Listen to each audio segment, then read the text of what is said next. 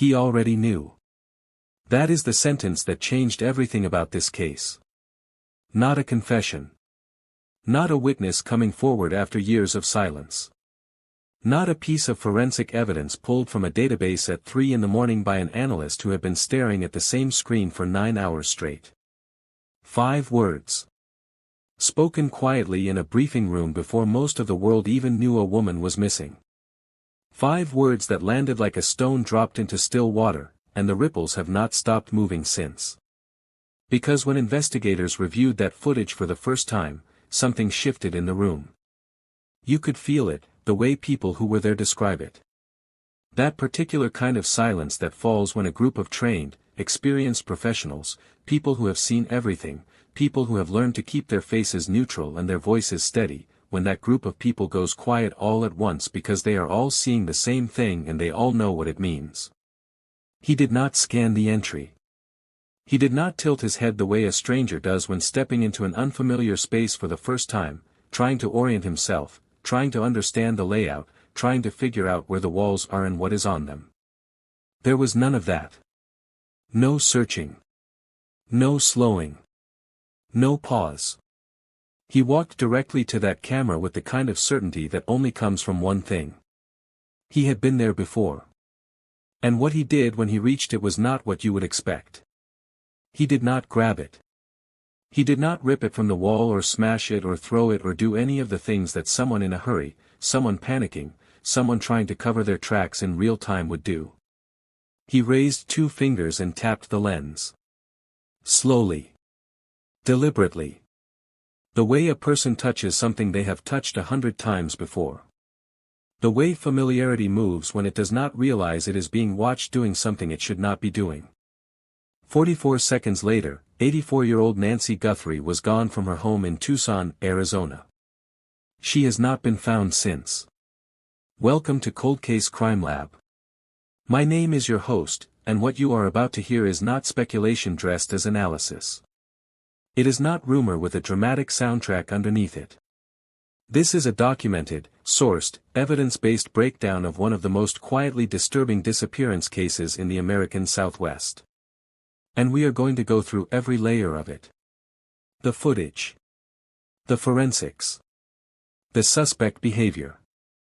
The DNA. The digital evidence trail. The timeline contradictions that have never been fully explained to the public. All of it. The way it deserves to be told. With Nancy Guthrie at the center of every question we ask.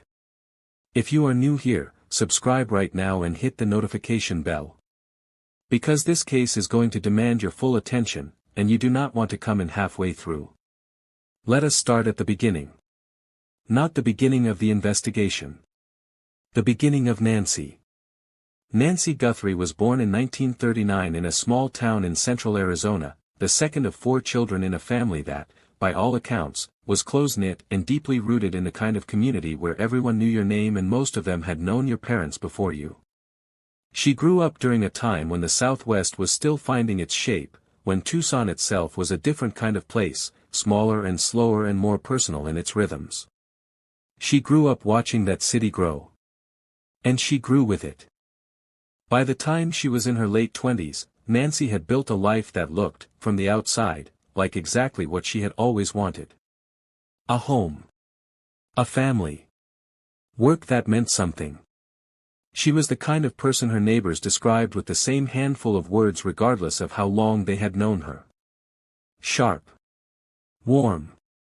Particular. That last one said always with a small smile, because being particular was not a criticism when it came to Nancy. It was just accurate. She liked things a certain way. She kept her home a certain way. She had opinions and she expressed them and she did not apologize for either. She also had routines. And this is important. This is one of the first things investigators noted when they began building a picture of who Nancy Guthrie was and how she lived. She was a woman of deep, consistent habits. Not rigid habits. Not the habits of someone afraid or anxious or controlling in the way that word sometimes implies. Just the habits of someone who had lived long enough to know what she liked and saw no reason to vary from it unnecessarily. She woke at the same time every morning. She had her coffee the same way. She watched certain programs at certain hours. She called certain people on certain days. She shopped at the same places.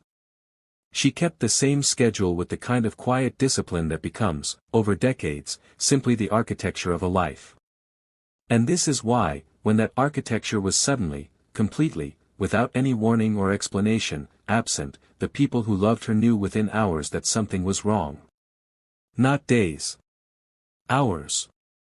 Her daughter, whose name has been in the public record connected to this case since the early press coverage and who later became one of the most prominent public advocates for her mother's case, said it plainly in one of her earliest interviews. She said that her mother did not miss calls. Not without a reason. Not without telling someone. That was not who Nancy was. And when the calls went unanswered that morning, her daughter did not wait to see if maybe Nancy was just busy or had gone somewhere and forgotten to mention it. She knew. The way children who have grown up close to a parent know. The way that particular silence sounds different from every other kind of silence. She called the police within the same day. And this is where the investigation begins. Not with the surveillance footage. Not yet. It begins with a welfare check. A routine response to a worried family member reporting that an elderly woman is not answering her phone. It begins the way so many of these cases begin, with something that looks, from the outside, like it might have a perfectly ordinary explanation. Maybe she is at a friend's house. Maybe she stepped out and left her phone inside. Maybe she is fine and just forgot. But Nancy Guthrie's front door was unlocked. That was the first thing the responding officers noted when they arrived. The front door was unlocked in a way that was inconsistent with everything her family said about her habits. Nancy Guthrie locked her door. Not sometimes. Not usually. Always. She was 84 years old and she lived alone and she was not naive about what that meant and she locked her door. Every time. Without exception. The door was unlocked. Nothing inside appeared to have been violently disturbed, at least not at first glance. Her belongings were present. Her medications were present. Her purse was present. Her car was in the driveway. Her phone was inside the house. Nancy Guthrie was not. The responding officers escalated quickly. By that afternoon, this was no longer a welfare check. It was a missing person investigation involving a vulnerable adult. And detectives began the process of doing what detectives do in those first critical hours, building a timeline, canvassing the neighborhood, talking to anyone who might have seen or heard anything, and pulling whatever surveillance footage existed in and around the property. There was one exterior camera mounted at the front of Nancy's home. One. It had been installed some time before her disappearance, and this detail matters in ways that will become clearer as this case unfolds. The question of that camera, how it got there, who knew about it, who had access to it or to the footage it produced, that question becomes one of the central threads running through this entire investigation. The footage from that camera covered a relatively narrow field of view. The front porch, the approach to the front door, a portion of the driveway. It was not a sophisticated system. It was the kind of camera that many people install at that time for the basic peace of mind of being able to see who is at their door. Functional. Simple. And in this case, unexpectedly, devastatingly revealing. Because what that camera captured in the 44 seconds before Nancy Guthrie disappeared is the kind of footage that, once you have been told what to look for, you cannot unsee. Let us talk about what was on it. The footage is time-stamped. Investigators were able to establish the exact moment it begins to be relevant to the timeline. A figure approaches from the left side of the frame. The quality is not high definition. It is the kind of grainy, slightly washed-out footage that cameras of that era and that price point produced, functional enough to establish presence and movement but not always sufficient for clean facial identification without enhancement. The figure moves with a specific kind of purpose. Not hurrying. Not dawdling.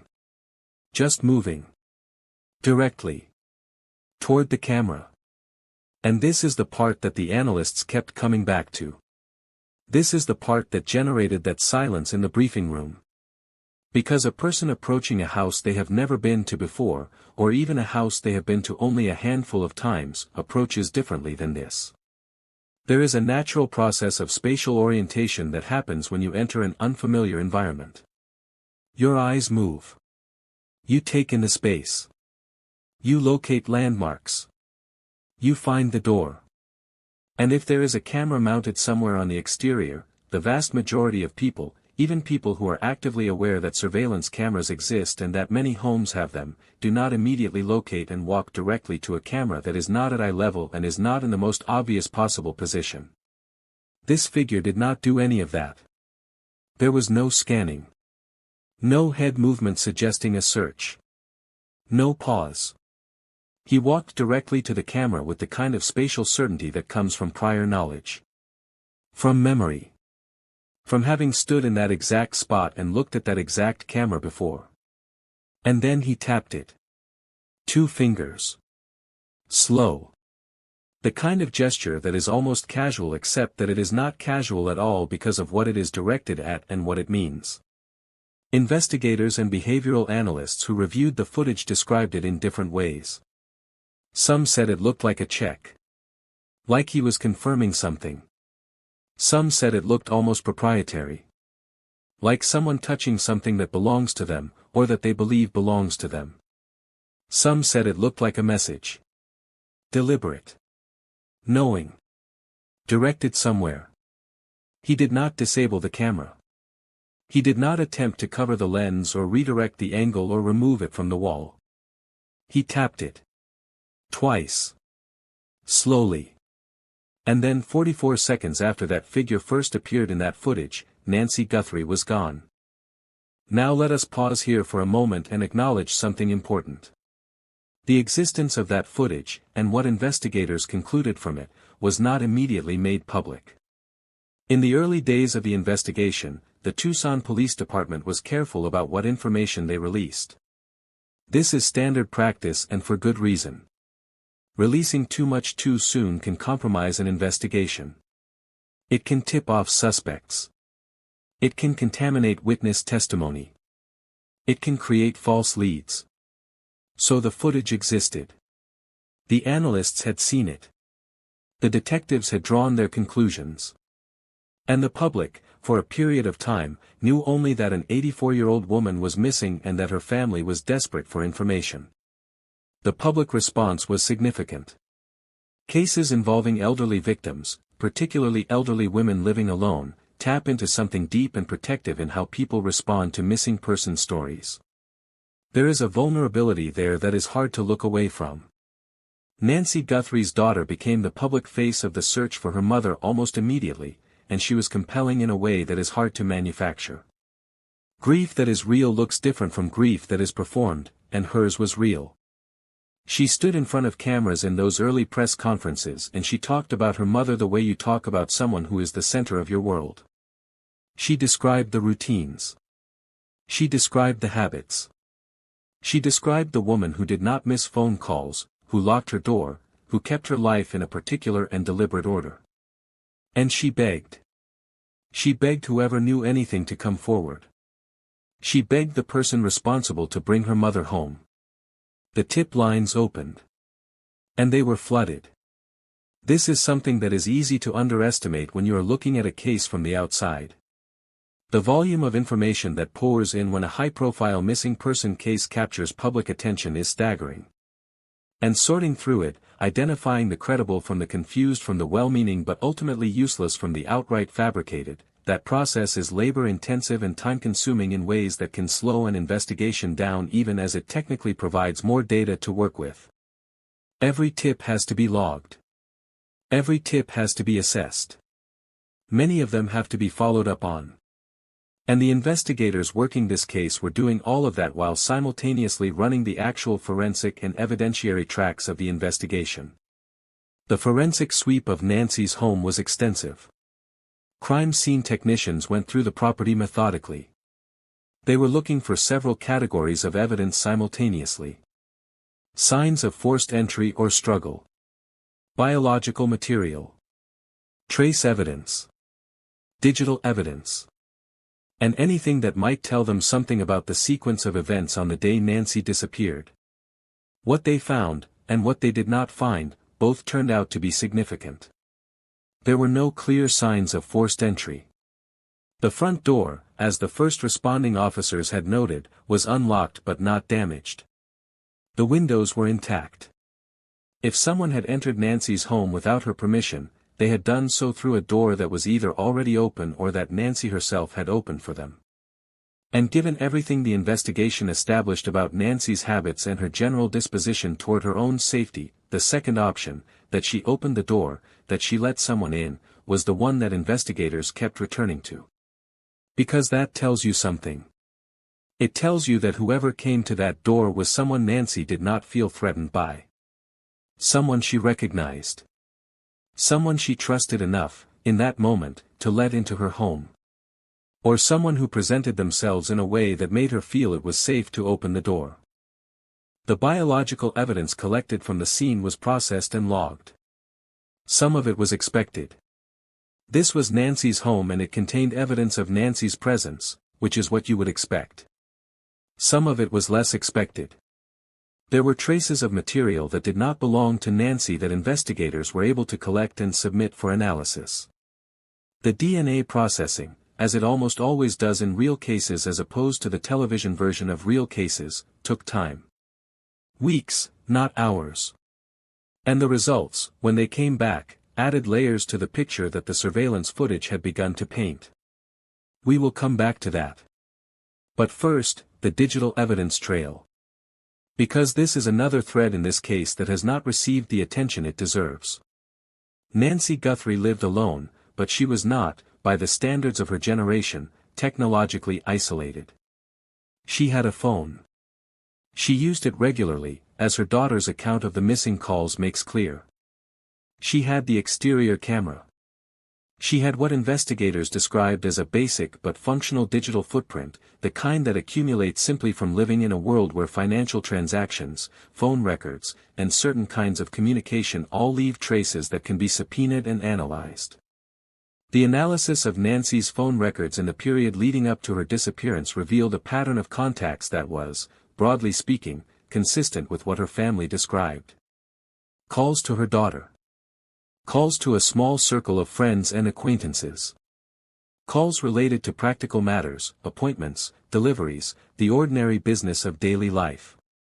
And then, in the days immediately before she disappeared, a small number of calls that did not fit neatly into that established pattern. These calls were not to numbers her family recognized. They were not explained by any of the obvious practical categories. And when investigators traced those numbers, what they found raised questions that have, to this day, not been fully resolved in any public statement from the department. I am not going to tell you that I know exactly what those calls mean. I am going to tell you that they exist, that they were part of the investigative record, and that the refusal of the department to speak in any detail about what those numbers led to is one of the things about this case that I find genuinely difficult to reconcile with the image of a thorough and transparent investigation. We are going to dig into that. But I need you to stay with me, because the context matters. The chronology matters. And the case is about to get significantly more complicated. Let us go back to the suspect question. Because while investigators were working through the forensic and digital evidence, they were also working through the behavioral analysis of what the footage showed. And that analysis pointed in a specific direction. Toward someone who knew Nancy. Toward someone who had been to her home before. Toward someone who was familiar with the layout of the property, familiar with the camera, familiar enough with the space to move through it without the hesitation that marks genuine unfamiliarity. This is not a radical conclusion. The vast majority of violent crimes against elderly victims, particularly in their own homes, involve perpetrators who are known to the victim. Not strangers. Not random encounters. People from the victim's life. Family members, neighbors, caregivers, acquaintances, people with access and familiarity. The statistics on this are consistent and sobering, and the investigators working this case knew them as well as anyone. So the question became, who in Nancy Guthrie's life fit this profile? And this is where the investigation began to move into territory that is, by its nature, painful and complicated. Because building a list of people who had access to a victim's home and who she would have opened her door to and who knew where her camera was means looking at people who were part of her life. People her daughter had known. People who had been present at family events. People who had come through that front door on ordinary occasions for ordinary reasons. Investigators built that list. They worked through it methodically. And as they did, one name kept surfacing in ways that were difficult to ignore. I am not going to use a name here that has not been formally charged and adjudicated. That is a line I hold in cases like this, not because I am not willing to ask hard questions, but because the responsible way to ask those questions is to follow the evidence, and the evidence in this case, while deeply suggestive, has not resulted in a formal resolution. What I am going to tell you is that investigators identified an individual whose relationship to Nancy, whose knowledge of her property, whose behavior in the period around her disappearance, and whose response to investigative questioning raised enough concern that this person became the primary focus of the investigation within the first several weeks. And the DNA evidence, when it came back, complicated things further. The biological material collected from Nancy's home that did not belong to Nancy was processed against the national database. There was no immediate hit. Which could mean several things. It could mean that the person who left that material had no prior criminal record that involved DNA collection. It could mean that the material was incidental, left during a prior visit for innocent reasons. It could mean that the database simply did not contain this person's profile at the time of the initial search. None of these possibilities is conclusive. All of them had to be considered. Investigators then pursued a more targeted approach. As their focus narrowed to the individual I mentioned, they sought a reference sample. The legal pathway to obtaining a DNA reference sample from a person who has not been arrested involves a certain amount of procedural navigation that is worth understanding, because the way investigators go about it and the response they receive can itself be informative. In this case, the request for a voluntary reference sample was made. And it was declined. A declined request for a voluntary DNA sample is not, legally or logically, evidence of guilt. People decline for all kinds of reasons. They may have been advised by a lawyer. They may simply be unwilling to cooperate with a process they distrust or resent. The refusal alone proves nothing. But in the context of everything else, the behavioral analysis of the footage, the prior access to the property, the timeline, the inconsistencies in the account this person gave investigators when they spoke to them, in that context, the refusal added another layer to a picture that was already troubling. The investigation did not stop. Investigators found another way.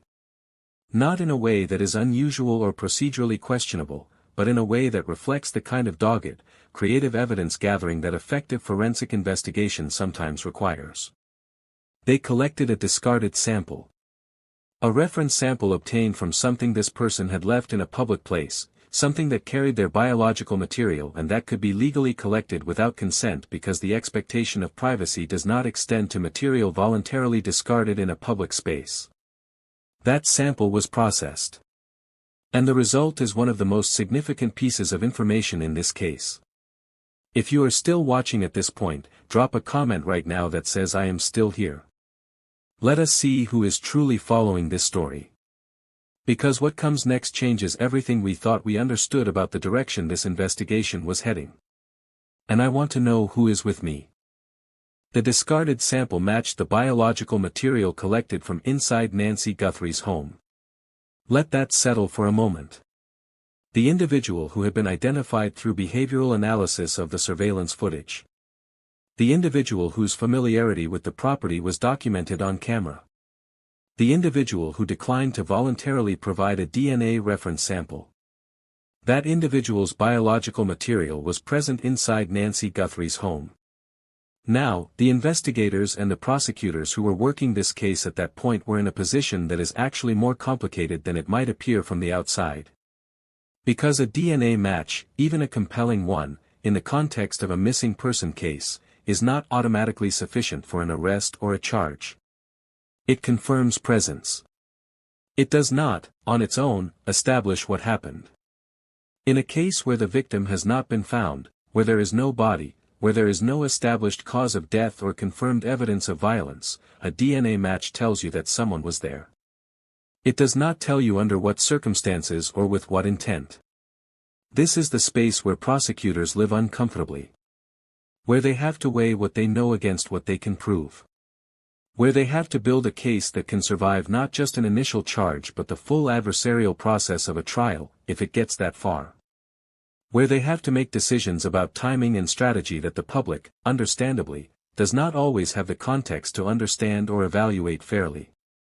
The decision was made to continue building the case rather than move immediately to an arrest. This decision was not made lightly. It was made with the understanding that a premature arrest that results in a failed prosecution can be worse for the ultimate resolution of a case than a delayed arrest that leads to a conviction. Defense attorneys know how to exploit evidentiary gaps. And the gaps in this case, while not large, were real.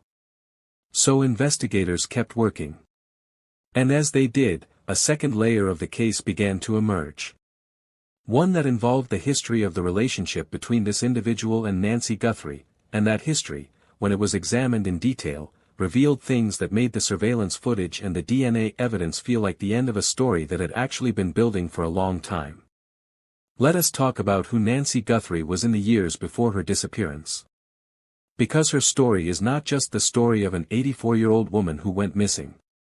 It is the story of an 84-year-old woman who had navigated her later years with a particular kind of determined independence, who had made specific and deliberate decisions about how she wanted to live, who had, at various points, had to negotiate the ways in which the people around her saw her situation differently than she saw it herself. She had lived alone for a significant number of years before her disappearance. This was her choice. She was physically capable, mentally sharp, and deeply attached to her autonomy. Her daughter was in regular contact and was involved in her life, but Nancy was not someone who needed or wanted to be managed. She was clear about this. Characteristically clear, according to the people who knew her well. But in the period of roughly 2 years before her disappearance, there had been a shift. Not in Nancy herself, not in her capacity or her independence, but in the constellation of people around her. A new individual had become a more significant presence in her life. Someone who, on the surface, appeared to be helpful. Someone who came around the house. Someone who assisted with things. Someone who, according to various accounts, Nancy seemed genuinely comfortable with, at least in the beginning. The nature of that relationship is something I am going to walk through carefully, because it touches on something that is both deeply important to understanding what happened to Nancy and deeply painful in what it implies about human vulnerability and about the ways in which trust can be exploited. Elder financial exploitation is one of the most underreported, underinvestigated, and genuinely devastating categories of crime in the United States. The numbers are difficult to establish with precision precisely because it is so underreported, but estimates consistently place the annual financial loss to older Americans from exploitation and fraud in the billions. Not millions. Billions. And the perpetrators are, in the majority of cases, not strangers. They are people with access. People with proximity. People who have been trusted. In the period before Nancy Guthrie disappeared, certain financial irregularities had begun to appear in her accounts. These were not discovered until after her disappearance, when investigators and her family began the process of examining every aspect of her life for anything that might be relevant. But when they found them, when they looked at the account records and the transaction history and the pattern of withdrawals and transfers that had occurred over a period of approximately 18 months, what they found was not ambiguous. Someone had been taking money from Nancy Guthrie. The amounts were not always large. Some of them were the kind of withdrawal that, in isolation, looks perfectly ordinary. But in aggregate, over time, the pattern was clear. And the pattern had a direction. The money was moving, consistently, toward a single point. And that point was connected to the individual who had become a significant presence in Nancy's life. The individual who knew where the camera was. The individual whose biological material was found inside her home. Now we are looking at a case that has layers. Because if you are building a picture of motive, if you are trying to understand what might have driven someone to the events of that 44-second piece of footage, financial exploitation as a prior ongoing pattern is a significant piece of that picture. It suggests a relationship that had already been corrupted. It suggests a dynamic in which Nancy Guthrie was being taken advantage of in ways she may or may not have been fully aware of. And it raises the question of what might have happened in the period before her disappearance that could have changed the stakes of that exploitation. Whether Nancy had discovered something. Whether she had said something. Whether there had been a confrontation or a threat or a moment in which the person who had been taking from her realized that the situation was no longer controllable in the way it had been. These questions have not been answered publicly. Some of them may not have answers that can be established with the kind of certainty that a criminal proceeding requires. But they are the questions that the evidence raises, and they are the questions that anyone trying to understand this case has to sit with. Let us talk about the investigation in the period following the DNA discovery. Because the momentum of the case did not stop. And what investigators continue to uncover in the weeks and months that followed added dimensions to an already complex picture. The digital evidence trail, which I mentioned earlier in the context of the unusual phone records, became increasingly central to the investigative effort. Modern forensic digital analysis is a field that has evolved dramatically over a relatively short period of time, and what investigators can extract from phones, from accounts, from location data, from the various digital systems that people interact with daily, often without thinking about the traces they leave, is remarkable. The analysis of the relevant digital devices in this case, carried out by forensic specialists, revealed a number of things. First, there was evidence of communication between Nancy and the individual under investigation in the period immediately before her disappearance. Not just in the general sense that they had been in contact, which was already established by the relationship between them, but in the specific sense that there was contact on that day. On the day she went missing. Contact that established a connection between the two of them in the timeline that matters. Second, there was evidence of what investigators described as an effort to manage digital footprints. Deleted messages. Cleared call logs. The kind of activity that, in a neutral context, might have an innocent explanation, but that in the context of this investigation, in the immediate period around a disappearance, pointed toward awareness and intent rather than coincidence. Third, and perhaps most significantly, there was location data. The kind of passive location data that accumulates in the background of daily digital life, through apps and devices and systems that most people do not think about as they go about their day. This data placed the individual under investigation in proximity to Nancy Guthrie's home during the relevant timeframe. Not just in the general neighborhood. In proximity to her specific address. At a time that was consistent with the surveillance footage and with the established timeline of her disappearance. This is the kind of evidence that does not lie in the way that human witnesses sometimes do. Location data does not have an agenda. It does not misremember. It does not decide after the fact that its story would be more comfortable if certain details were different. It is what it is. And what it was, in this case, was deeply corroborating of everything else the investigation had established. There is a question I have not addressed yet that I want to bring into this conversation now, because it is the question that Nancy Guthrie's family has been asking since the beginning. And that question is simple and it is terrible and it is the question that does not go away. Where is she? Nancy Guthrie is 84 years old. She is, by the standards of human physiology, not someone who could survive for an extended period without her medications, without shelter, without support. The notion that she simply walked away from her home under her own power and has been living somewhere undiscovered is not consistent with the medical reality of who she is and what she requires. It is not consistent with any of the behavioral evidence about who she was as a person. And it is not consistent with the complete absence of any trace of her, any financial transaction, any sighting, any contact with any person or institution in the years since she disappeared. The realistic possibilities here are limited and they are grim. And the people who love Nancy Guthrie have had to live with that reality every day since she went missing. They have had to hold space for hope in a situation where hope becomes harder to sustain with every passing month. They have had to continue advocating for her publicly, continuing to push for answers, continuing to make sure her case does not fall into the silence that claims so many cold and unresolved cases, while privately grieving the weight of what the absence of answers most likely means. Nancy's daughter has done this with a consistency and a visibility that is genuinely remarkable. She has given interviews. She has engaged with journalists and with the true crime community and with victim advocacy organizations.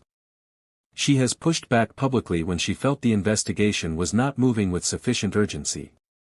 She has asked the hard questions of the investigators and the prosecutors and the relevant authorities, questions that she has not always received satisfying answers to. And she has said publicly that she believes she knows what happened to her mother. That she believes the evidence points clearly in a direction. That she believes the person responsible for her mother's disappearance is known to investigators and has been known to them for a long time. Whether she is right, whether the evidence that investigators have assembled is sufficient to support that belief in a courtroom, is a question that remains open. It remains open because the case, as of the time of this recording, has not resulted in a formal charge. The investigation is ongoing. Which means either that investigators are still building the case to a point where prosecutors feel confident moving forward, or that there are gaps in the evidence that have not yet been filled, or that there are other factors at play that we, from the outside, do not have full visibility into. Any of these possibilities is plausible. All of them are frustrating when you are a family member waiting for justice. All of them are frustrating when you are looking at a case where the surveillance footage exists and the DNA exists and the financial records exist and the digital evidence exists and the behavioral analysis exists and yet an 84-year-old woman remains missing and no one has been formally held accountable. Let us take a step back and look at this case from a wider angle for a moment. The Nancy Guthrie case exists within a larger context of elder vulnerability in the United States. A context that is shaped by demographic reality, by policy failures, by social attitudes toward aging, and by the way the criminal justice system does and does not prioritize crimes against older victims. Understanding that context does not diminish the specific horror of what happened to Nancy. But it helps explain why cases like hers happen, and why they sometimes take as long as they do to resolve, and why the families of victims like Nancy find themselves fighting so hard simply to ensure that their loved ones are not forgotten. The population of Americans over the age of 65 is growing. It has been growing for decades and will continue to do so. And as it grows, the population of older adults who live alone, who are managing increasing vulnerability without the support structures that might protect them, is also growing. The social infrastructure that once provided more community-level visibility into the well-being of older adults, the neighborhoods where everyone knew everyone, the family structures where extended family lived close by, these have changed significantly in the last several decades. Older adults are more isolated than they once were, in many cases, and more vulnerable to exploitation and harm precisely because of that isolation. The criminal justice response to crimes against older victims has improved over this period, but unevenly. Elder financial exploitation, in particular, has historically been prosecuted at rates that do not reflect the actual prevalence of the crime. And cases involving missing older adults have not always received the resources and the public attention that they deserve. There are structural reasons for this that are worth naming directly. Cases involving children and younger adults often generate more media coverage and more investigative urgency, in part because of implicit assumptions about whose lives and whose safety are considered most urgent. These assumptions are not inevitable. They are choices. And they have consequences. Nancy Guthrie's case has received significant attention, in part because of her daughter's advocacy and in part because the surveillance footage made the story visually compelling in ways that media coverage responds to. But the attention has not, so far, translated into the resolution that her family is waiting for. And that gap, between attention and resolution, is worth examining. One of the things that strikes me most when I look at the full timeline of this investigation is the question of why it has taken so long. Not the existence of evidentiary complexity. That I understand. But the specific question of what is happening in the spaces between what the public knows and what investigators know. Because there clearly is a space there. The investigators know things that have not been publicly disclosed. The nature of the ongoing investigation, the decisions that are being made about timing and strategy, the assessments that are being made about the strength of the evidence, these are not visible to the outside. But the family is in that space with the investigators, at least partially. And the family has been consistently clear about their belief that answers exist and that the person responsible is identifiable. Which means either that investigators share that belief and are working toward a moment when they can act on it, or that there is a disconnect between what the family believes the evidence shows and what prosecutors believe they can prove. These are very different situations and they have very different implications. I want to talk about the investigation from the perspective of the investigators themselves for a moment, not to defend any specific decision or outcome, but because understanding how these investigations work from the inside is important to evaluating them fairly from the outside. Detectives working a case like this are operating under conditions that are rarely as clean or as linear as the way they get described afterward. They are building a picture piece by piece, under time pressure, with limited resources, with the awareness that every procedural choice they make will be scrutinized if the case goes to trial. They are making judgment calls constantly. About what evidence to prioritize. About when to interview certain people. About how to handle a person of interest in a way that does not tip them off and drive them to destroy evidence or disappear themselves. About when there is enough to move and when moving prematurely would be worse than waiting. These judgment calls are not always right. They are made by human beings who are working hard but who are not infallible and who are operating in conditions of uncertainty. And in a case without a body, the judgment calls are particularly high stakes, because the threshold for prosecution is higher and the room for error is smaller. This is the reality of no-body homicide cases. Yes, it is possible to prosecute and convict in the absence of a victim's remains. It has been done. There is legal precedent. But it is harder. The defense has more angles to work with. The jury has to be walked through a more complex inferential process. And prosecutors know this and it shapes their decision-making about when and whether to move. The Guthrie case is not, technically, a confirmed homicide. It is a missing person case. Nancy has not been found. There is no confirmed cause of death. There is no body. The full weight of what happened to her in that house on that day has not been established by forensic evidence in the way that would be ideal for a prosecution. And the evidence that does exist, while significant and compelling, has to be sufficient not just to convince a detective or a journalist or a member of the public, but to convince a jury, unanimously and beyond reasonable doubt. That is a very specific and very high bar. And it is a bar that serves an important purpose in a justice system that, whatever its many failures, is built around the principle that the consequences of wrongful conviction are severe enough to warrant a high threshold. But it is also a bar that can feel impossibly frustrating when you are a daughter who has been waiting for years for someone to be held accountable for what happened to your mother. Let us talk about the community response to this case. Because it is another dimension that matters and that tells us something important about how these cases live in the public consciousness. Tucson is not a small town. It is a city with its own complexities and its own internal geography of community and disconnection. But the Guthrie case touched something in the local community that generated a response that was more sustained than many missing person cases receive. Local organizations got involved. Volunteer search efforts were organized. The case was covered consistently by local media in a way that kept it from slipping into the background the way cases sometimes do after the initial rush of coverage. Part of this is a tribute to Nancy's daughter and to the way she kept the story alive. Part of it is the nature of the case itself, the surveillance footage, the specificity of the evidence, the sense that this was a solvable case with a clear direction, which generates a particular kind of public investment that open-ended cases without obvious leads do not always generate. People wanted this case solved. They still want it solved. And the fact that it has not been solved, that the investigation is still ongoing, that no one has been formally charged, is a source of genuine ongoing frustration in the community and in the broader true crime audience that has followed this case. There is also a dimension of this case that involves the broader question of how cases like this affect the families of victims in ways that extend beyond the legal process. Nancy's daughter has spoken publicly about the psychological and emotional toll of this experience. The waiting. The uncertainty. The process of continuing to advocate publicly while privately carrying the weight of not knowing. The way grief and hope and anger and exhaustion coexist in a space that does not resolve cleanly into any one feeling.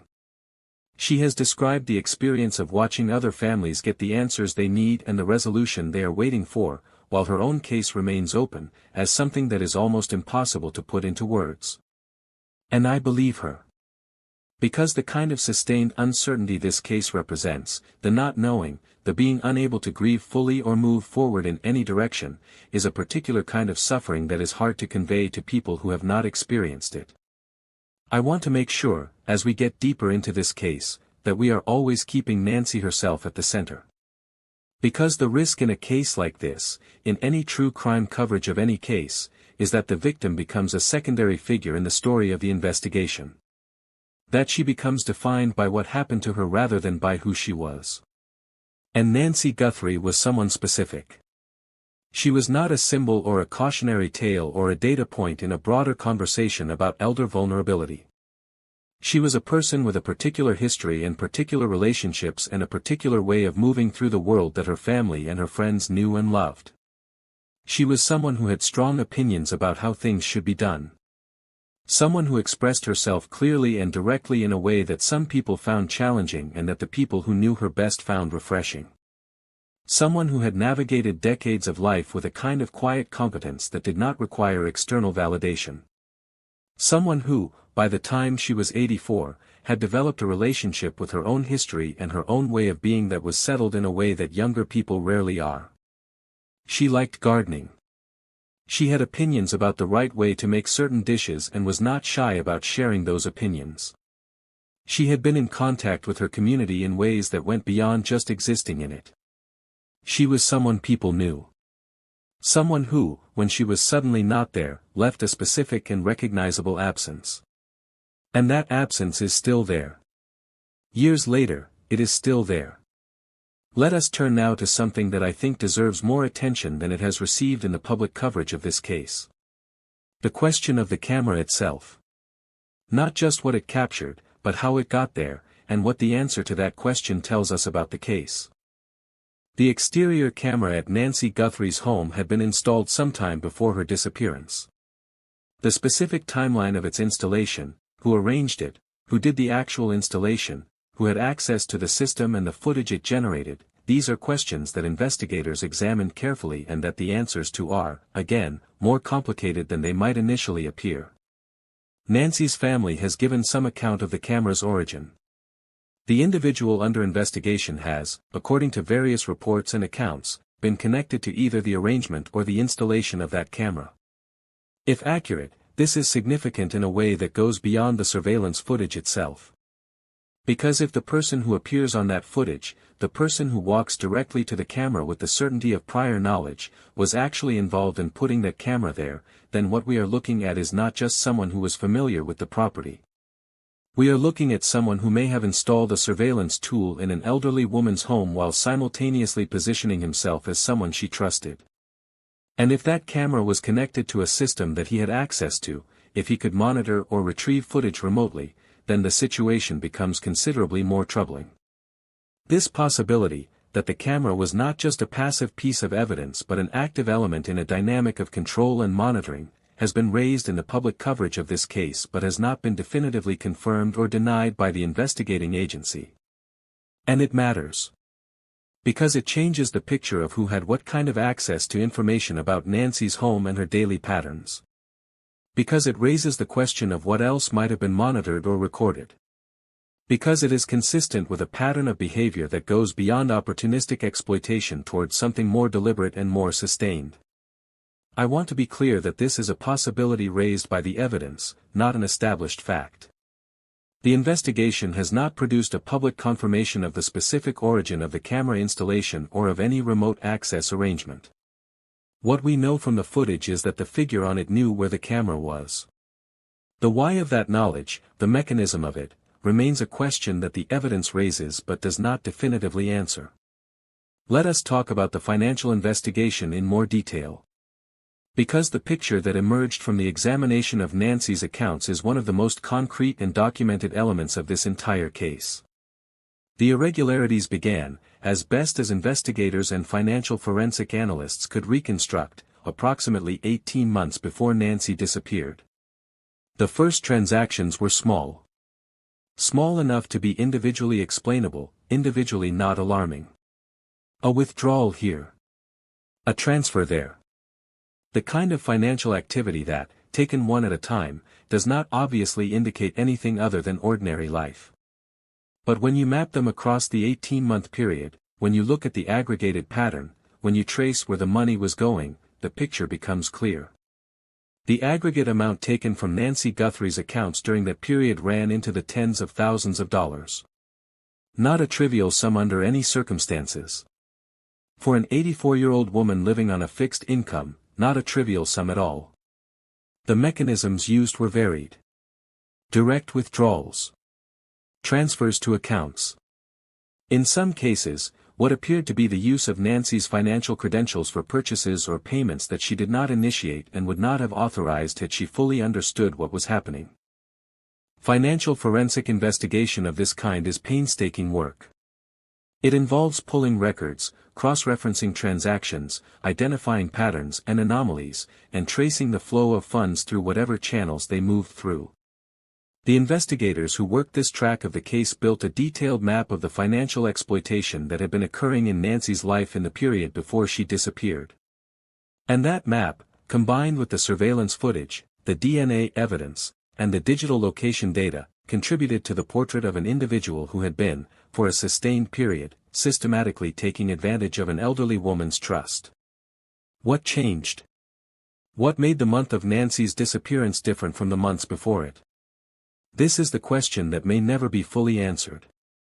But the investigators, based on various pieces of evidence and testimony, developed a theory about the period immediately preceding Nancy's disappearance. A theory that involves the possibility that Nancy had become aware of something. That something had happened, a conversation, a discovery, something that shifted the dynamic of the relationship in a way that changed the calculus for the person who had been exploiting her. Elder financial exploitation cases that escalate to violence often involve a trigger event. A moment where the victim begins to understand what has been happening, or begins to talk to family members or outside parties, or threatens to involve authorities, or otherwise indicates that the status quo is no longer sustainable. The perpetrator, faced with the prospect of exposure and consequences, makes a decision. And that decision, in the worst cases, is the decision to prevent the exposure rather than face it. Whether this is what happened in Nancy Guthrie's case is consistent with the available evidence but has not been conclusively established. It is a framework that the investigation has operated within and that the family believes explains what happened. It is a framework that I find compelling based on everything I have reviewed. Let us also talk about the physical search for Nancy. Because while the investigative and evidentiary tracks of this case are important, the physical search is the piece of it that represents the most direct attempt to find her and to bring her home. Search efforts were conducted in the period after her disappearance. These involved both professional search and rescue operations and volunteer community efforts. The terrain around Tucson is not simple. The Sonoran Desert and its surrounding geography offer vast and in many places difficult landscape. Searching it effectively requires resources and coordination that are significant. The searches that were conducted covered specific areas based on whatever information investigators had about relevant locations or about the movement of the relevant individual in the period around Nancy's disappearance. No physical evidence of Nancy was found during those initial searches. This does not necessarily mean that the searches were conducted in the wrong places. It can mean that the geography is simply too vast, or that whatever evidence might have been left has been affected by time and environment, or that the relevant location was not accessible to searchers. The desert is not hospitable to the preservation of evidence, and it is vast enough that finding a specific location without more specific information about where to look is genuinely difficult.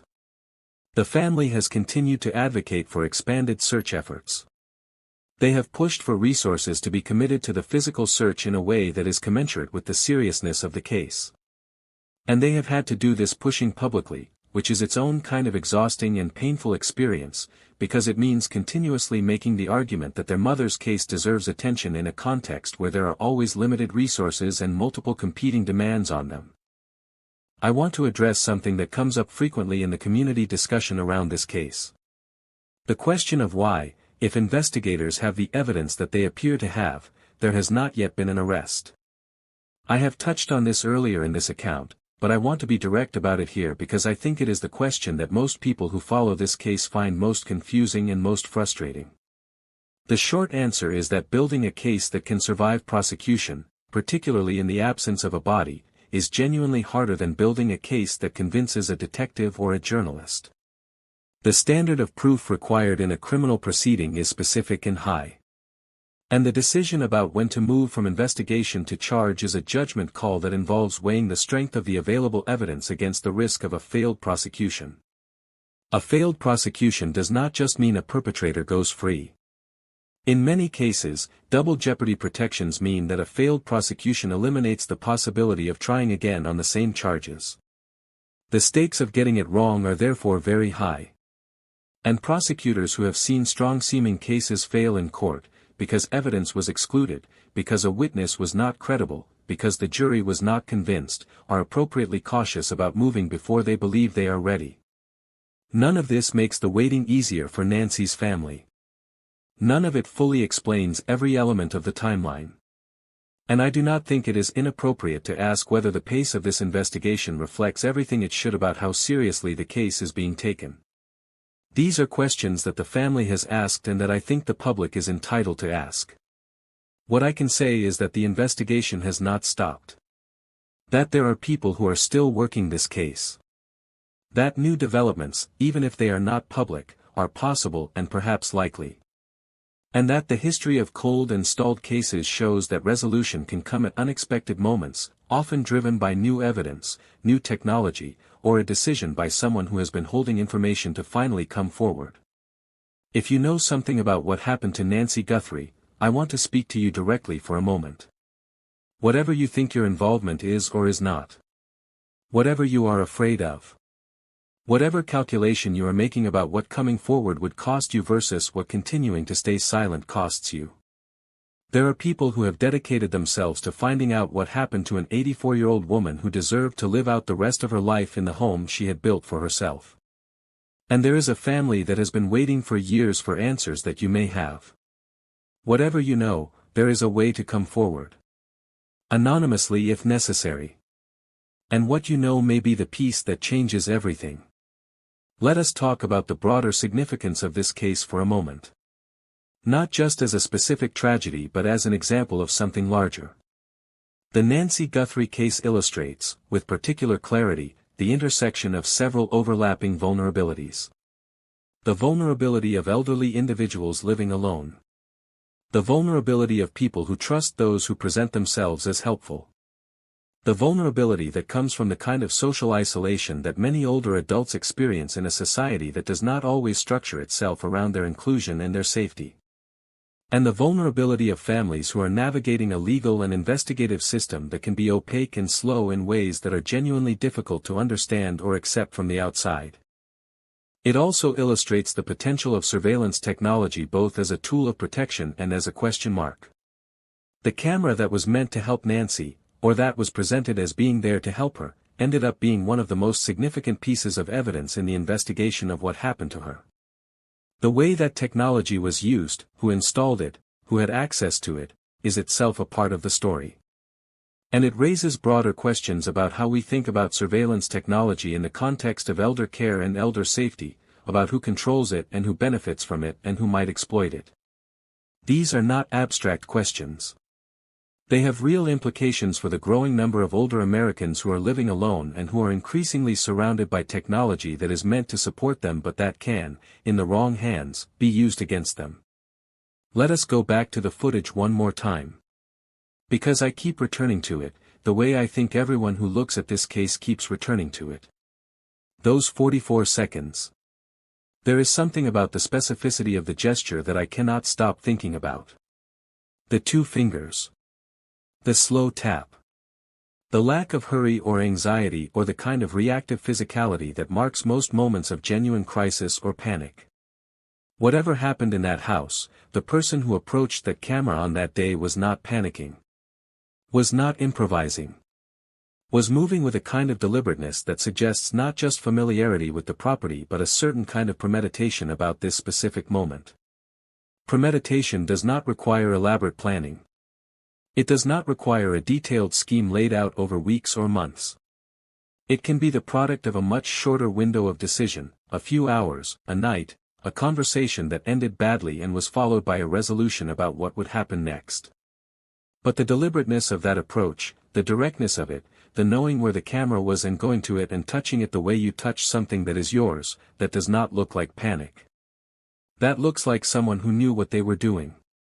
And that is what makes this footage so disturbing. Not the violence, because there is no visible violence on that tape.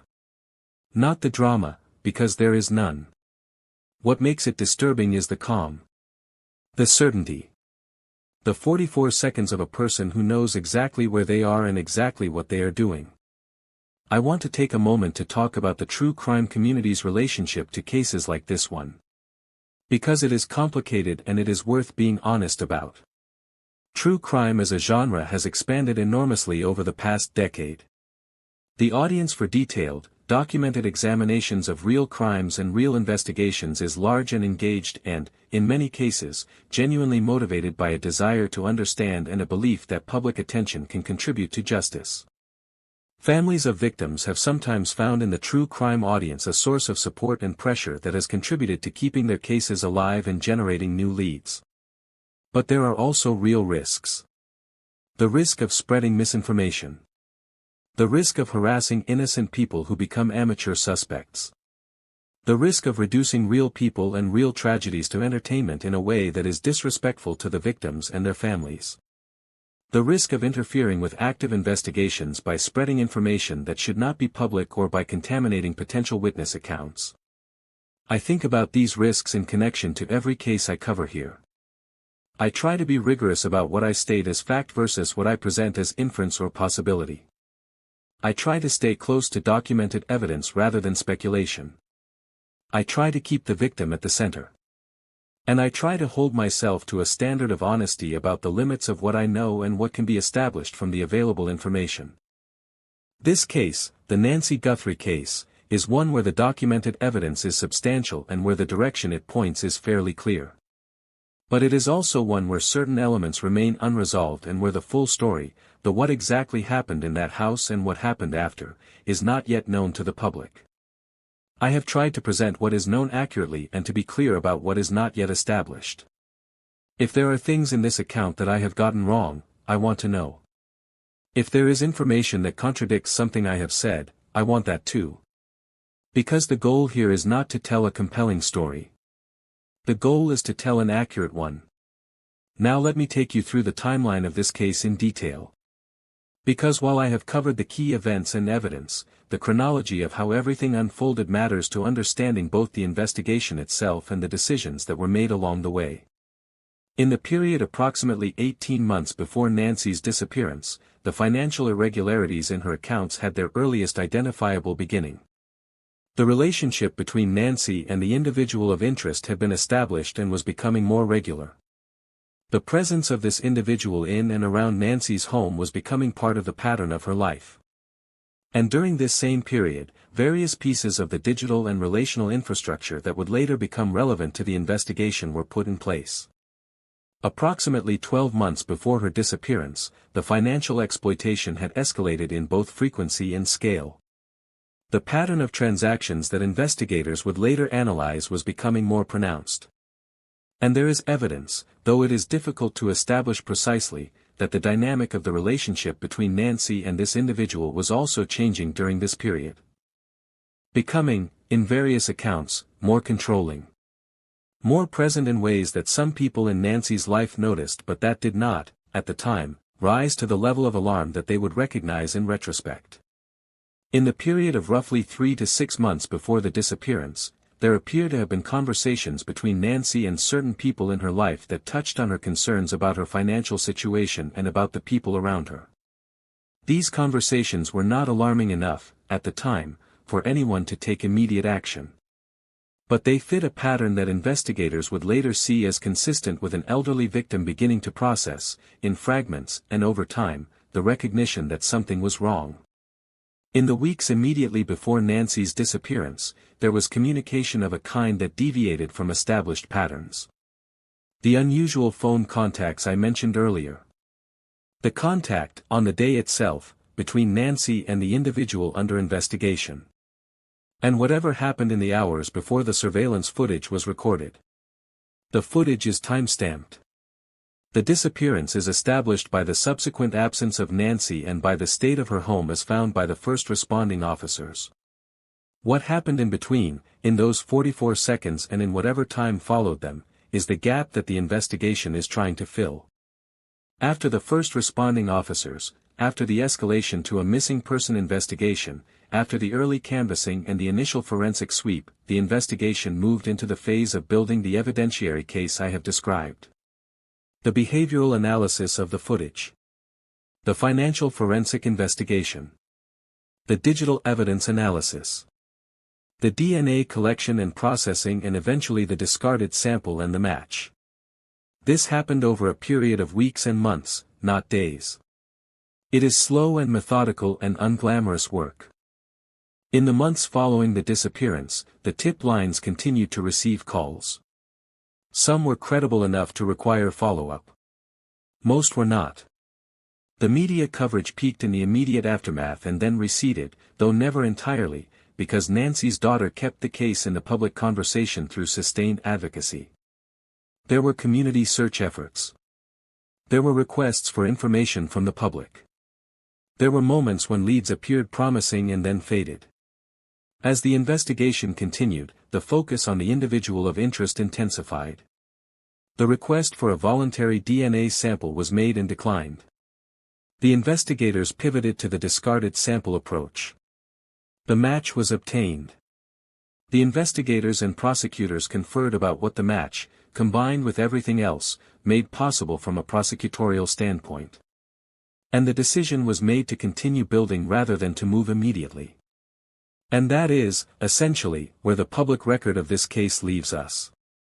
The investigation is ongoing. The individual of interest is identifiable to investigators even if they have not been publicly named in a formal charging document. Nancy Guthrie has not been found. Her family is still waiting. I want to talk about what justice would look like in this case. Not just in the legal sense, though the legal resolution is obviously central. But in the fuller sense of what it would mean for Nancy's family and for the community that has been following this case. It would mean knowing what happened. Not just knowing who, but knowing what. The full account of those 44 seconds and everything that followed them. Where Nancy is. Whether her remains can be found and returned to her family so that they can grieve properly, can hold a service, can mark her passing in the way that human beings need to mark it. These are not small things. They are enormous things. And they are things that currently remain out of reach. It would mean accountability. An arrest. A charge. A trial, or a plea, or some formal process by which the legal system acknowledges what was done to Nancy Guthrie and holds the responsible party to account for it. This matters not just symbolically but practically, because it matters to the sense of justice, to the family's ability to move forward, and to the broader message it sends about the seriousness with which crimes against elderly victims are taken. It would mean some form of policy response to the vulnerabilities that this case illustrates. The financial exploitation of elderly adults. The use of surveillance technology in ways that can harm rather than protect. The gap between the pace of investigations and the needs of families who are living inside that investigation waiting for answers. These are systemic issues that individual cases like Nancy's illuminate, and they deserve the kind of sustained policy attention that produces real change. Nancy Guthrie's daughter has been clear that she is not going to stop until she gets answers. She has been clear that she believes the answers exist and that the person responsible is known. She has been clear that she will continue to advocate publicly, continue to press the investigating agency, continue to engage with anyone and everyone who might be able to help move this case toward resolution. I believe her. And I think the persistence of that advocacy is one of the most important things about this case, not just for Nancy herself but for the principle it embodies. That families of victims deserve answers. That elderly victims deserve the same level of investigative intensity and public attention as any other category of victim. That the passage of time does not diminish the importance of justice. That cases do not get to quietly disappear just because they are hard or because there is no body or because the evidentiary path is complicated. None of those things are reasons to stop. They are reasons to keep going. And that is what the people working this case, at least those who are working it with the seriousness it deserves, are doing. They are keeping going. And we, from the outside, can keep going too. By talking about this case. By keeping Nancy Guthrie's name in the conversation. By making sure that anyone who knows anything understands that the case is active and that there are people who will receive that information and take it seriously. Let us talk about what the future of this case might look like. Because I do not think this is a case that ends without resolution. I think the evidence is too strong. The direction it points is too clear. The family is too determined and too vocal. And the investigative record is too well developed for this to simply fade into the background. What might change things? A witness. Someone who knows something and has been carrying that knowledge and who reaches a point where they cannot carry it anymore. This happens. People hold on to information for all kinds of reasons. Fear. Loyalty. Self-protection. And then something changes. A conversation. A development in their own life. The passage of time making certain calculations shift. And they come forward. Or new forensic technology. The field of forensic science is advancing constantly. Methods that were not available or not sophisticated enough when this investigation began may become available. DNA analysis in particular has advanced dramatically and continues to advance. What was an unresolvable question years ago may not be unresolvable with the tools available now or in the near future. Or the physical evidence. Nancy has not been found. But that does not mean she cannot be found. Land development, erosion, weather events, animal activity, all of these things have historically led to the discovery of remains in cases where years had passed without any physical finding. And the discovery of Nancy's remains would not just be a tragedy acknowledged, it would be an evidentiary development that could change the prosecutorial calculus significantly. Or a decision by the relevant individual. People who are carrying the weight of what they have done sometimes reach points where that weight becomes too heavy. Where the ongoing pretense of normalcy becomes impossible to maintain. Where something internal shifts and the decision is made to end the pretense. This is not a common resolution, but it is not an unheard of one either. Any of these developments could change this case tomorrow. None of them can be predicted or scheduled. But all of them are real possibilities. And the fact that they are real is part of why the sustained attention to this case matters. I want to close this account the way I think it deserves to be closed. Not with a neat summary or a satisfying resolution, because there is no satisfying resolution yet. But with a direct acknowledgement of what this case is and what it represents. Nancy Guthrie was 84 years old. She had lived a long and particular and specific life in a city she had watched grow and change around her. She had opinions and habits and people who loved her. She had a daughter who adored her and who has spent years fighting for answers in her absence. She had a home that she kept a certain way because she knew what she liked and she did not apologize for it. She did not deserve what happened to her. Whatever exactly happened in that house, it was not something she deserved. And the fact that it happened to her, that someone she trusted, someone who had access to her home and her life, could do what the evidence in this case suggests was done, is not just a tragedy for Nancy and for her family. It is a reflection of a failure. A failure of protection. A failure of the social structures that should have kept her safe. A failure that we should all feel some small measure of accountability for, because preventing this kind of failure is a collective responsibility. I am going to keep covering this case. As long as it takes. Because Nancy Guthrie's name deserves to be said. Her story deserves to be told.